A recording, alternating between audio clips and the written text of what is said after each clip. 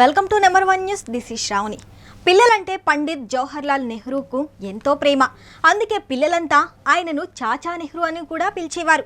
ఆయన జన్మదినం సందర్భంగా ప్రతి ఏడాది నవంబర్ 14న బాలల దినోత్సవాన్ని నిర్వహించుకుంటున్నాం. చిల్డ్రన్స్ డే సందర్భంగా నెంబర్ 1 న్యూస్ CMD మంచాల సాయి సుధాకర్ నాయుడు ఆధ్వర్యంలో హిందూ ఎయిడెడ్ ఎలిమెంటరీ పాఠశాలలో పలు కార్యక్రమాలు నిర్వహించారు. నెంబర్ 1 న్యూస్ ఆఫీస్ స్టాఫ్ పిల్లలతో కేక్ కట్ చేసి బాలల దినోత్సవాన్ని నిర్వహించుకున్నారు. అనంతరం పిల్లలకు నోట్బుక్స్ మరియు పెన్సిల్తో పాటు పండ్లు పంపిణీ చేశారు.